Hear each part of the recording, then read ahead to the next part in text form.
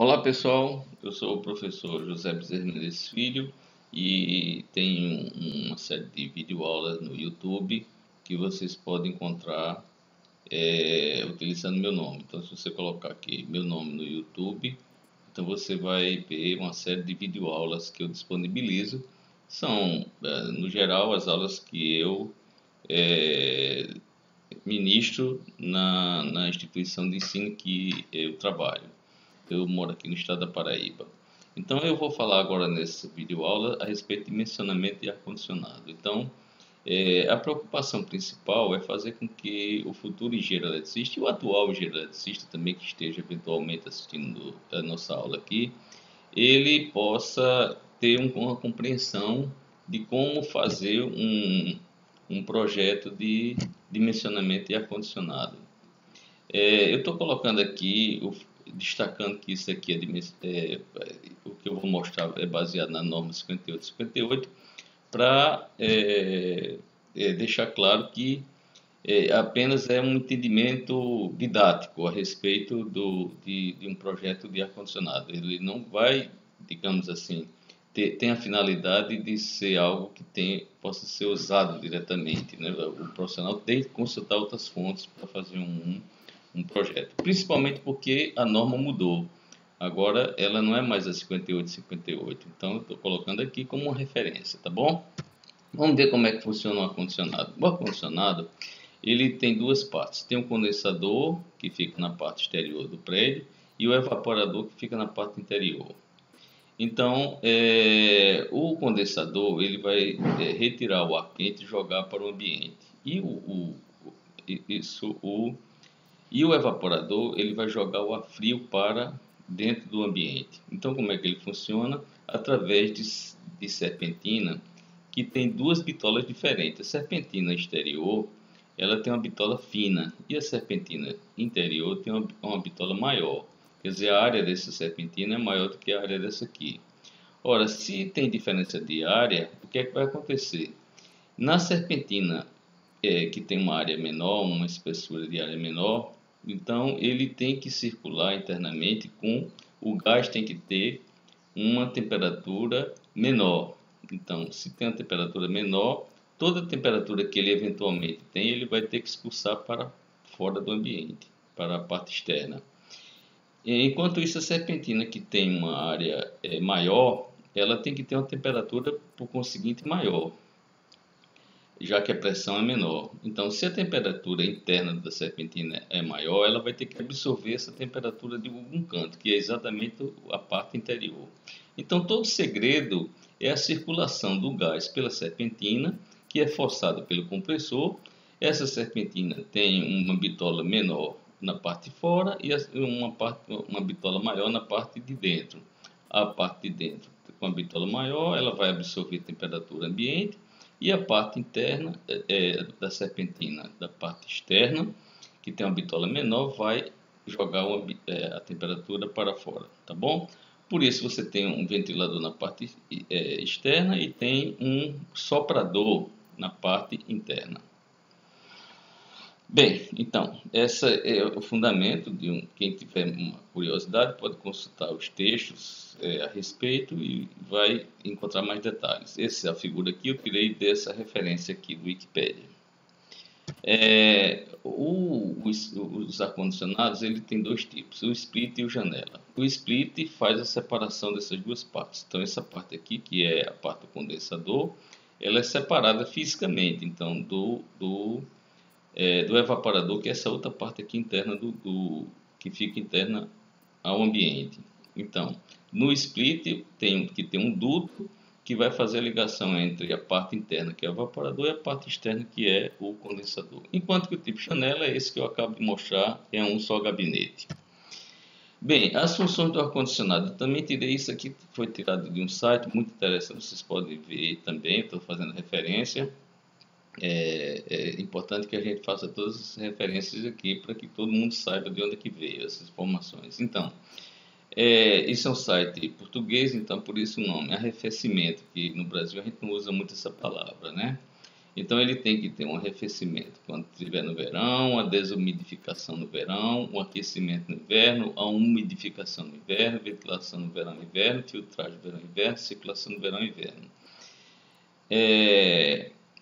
A desumidificação é a retirada da umidade do ar do ambiente. Então ela se dá por quê? Porque no interior da serpentina, os cálculos fazem com que no interior exista uma temperatura de orvalho, uma temperatura menor do que a temperatura de orvalho. O que é a temperatura de orvalho? É a temperatura no qual a água se condensa. Então, por isso que a gente vê aquela água pingando, porque é a condensação, a retirada da umidade do ar ambiente daquele recinto. Por quê? Porque dentro da serpentina tem uma temperatura menor do que a temperatura de orvalho. Quem tiver mais interesse nesses detalhes mais técnicos pode consultar a literatura especializada. Essas funções devem ser realizadas automaticamente, sem ruídos e vibrações incômodas e com o menor custo energético possível. Então isso é importante a gente saber, porque todo mundo que lida com instalações elétricas tem que procurar um equipamento com maior eficiência, que tenha um menor consumo energético. Hoje o Inmetro disponibiliza aquelas tabelas, então você pode ver aquele equipamento que dá o menor consumo. Bem, quais são os fatores que influenciam na temperatura? A irradiação solar. Então a temperatura, a condução de calor se dá por irradiação. No caso, a fonte de irradiação é o Sol. É por isso que a gente está colocando aqui a radiação solar. Mas dentro do recinto você tem o calor emitido pelos equipamentos elétricos. Então, quais são os equipamentos elétricos? Os motores, os computadores, né? Os equipamentos de iluminação, etc. Então você tem que levar em conta isso também, tanto a radiação solar quanto a parte do calor emitido pelos equipamentos elétricos.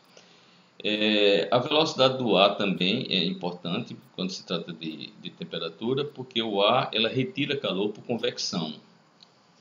Então, o calor pode ser emitido por convecção e radiação. Então, o ar é o meio pelo qual o calor transita, né?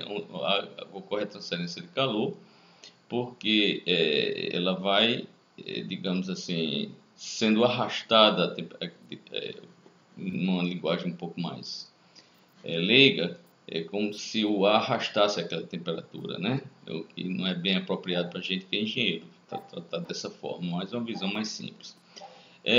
Então, e tem também o calor emitido pelas pessoas no interior do recinto. Tem que levar em consideração também que cada pessoa, o metabolismo interno do indivíduo, ele provoca a emissão de calor para o meio ambiente. Bem, então agora eu quero destacar claramente de que o que eu vou mostrar é baseado na norma 5858.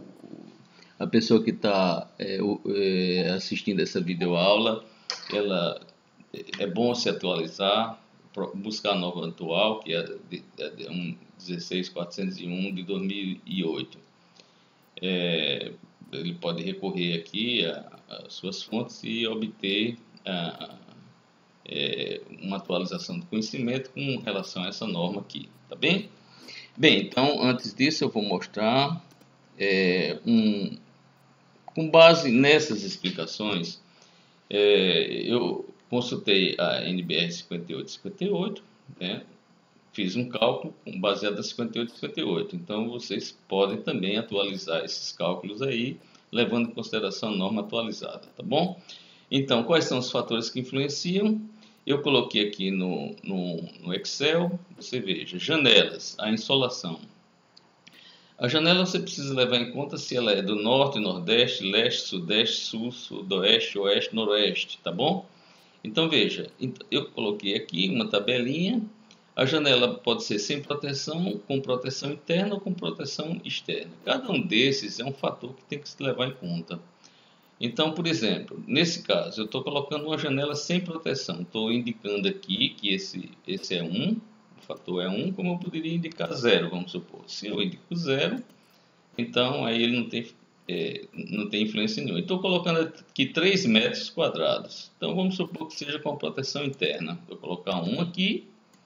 Então ele já dá uma quantidade de quilocaloria por hora, porque o cálculo vai ser feito a quilocaloria por hora.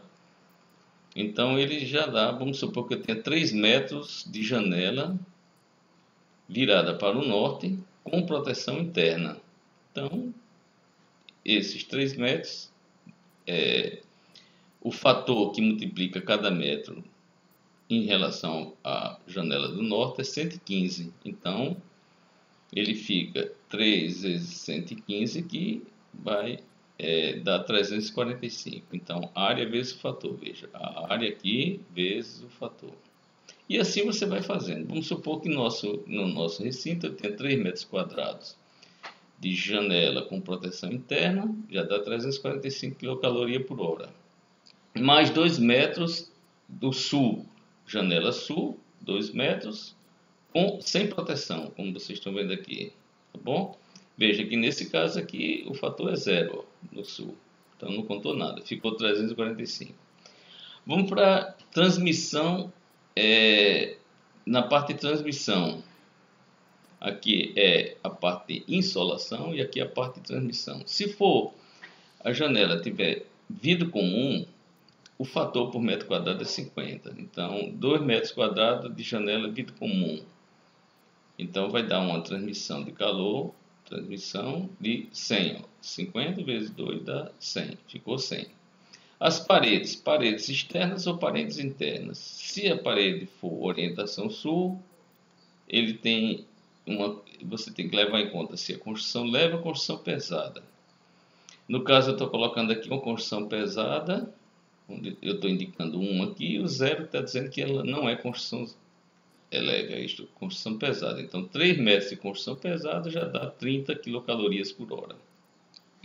Nas paredes internas aqui, também vamos considerar aqui a orientação, eu vou botar aqui uma outra orientação, 4 metros quadrados. Pronto. Então, ficou, nesse exemplo, eu tenho de parede externa 3 metros quadrados, que já dá 30 quilocalorias por hora, e em paredes internas, qualquer outra orientação, dá 4 metros quadrados, dá 80 quilocalorias por hora. Somando esses dois, dá 110. Aqui tem que levar em conta também o teto. Se for em laje, o fator é 75 e aqui os outros fatores aqui estão mostrados. Aqui vocês podem observar. Em laje com 2,5 centímetros de isolação a mais é 30, o fator entre andares é 13, etc. Vamos colocar aqui em laje, eu vou dar um chute aí, sei lá, 10 metros quadrados, então já dá 750 quilocalorias por hora aqui. O piso, vamos colocar aqui também o mesmo 10 metros quadrados. O piso, vamos aqui, 10 metros quadrados, já dá 300. Número de pessoas, cada um de nós, o adulto, ele em condições, sem ser exercício físico, ele emana 150 quilocalorias por hora. Então, eu estou fazendo o cálculo num ambiente em que você não está exercitando, como uma academia. Então, você leva em consideração 150 quilocalorias por hora para cada pessoa. Como tem 10 pessoas, dá 1.500 quilocalorias por hora, tá bom? E os aparelhos de iluminação e aparelhos elétricos no geral, né? Vamos supor que eu tenha aqui 1.500 watts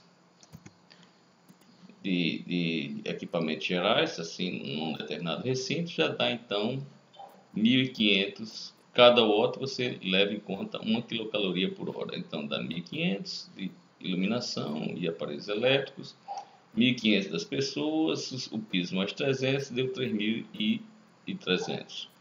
O total, aqui na planilha, ele já está somando tudo aqui, ó, 345, mais 100, mais 110, mais 750, mais 3.300, deu 4.505.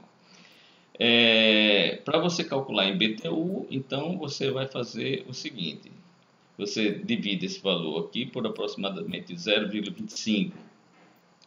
Vamos estar aqui, 0,252. Então, acha aqui um total de 18.000 BTUs para esse recinto. tá bom? Então, o profissional, com base, essa é uma ideia geral de como fazer um cálculo, e você pode muito bem desenvolver sua própria planilha. Agora você vai, essa foi desenvolvida a partir da 5858, como está aqui, a planilha elaborada pelo engenheiro eletricista José Bezerra Mendes Filho, sou eu. Aqui está dizendo que está cálculo simplificado em um ambiente baseado na 5858. Então, as pessoas podem procurar a norma atual para fazer a sua própria planilha, mas essa é uma ideia geral para a gente ter como começar. É um V0 para quem quer começar a trabalhar nessa área. Ok, muito obrigado. Então, até a próxima aula.